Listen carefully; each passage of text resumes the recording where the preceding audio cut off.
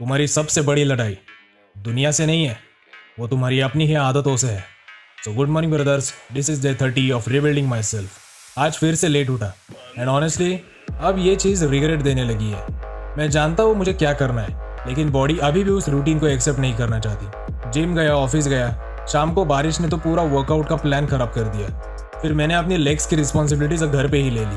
Workout करते समय एक चीज़ समझ आई, एक्सक्यूज और रीज़न में सिर्फ एक फ़र्क होता है, वो होता है डिसीजन का।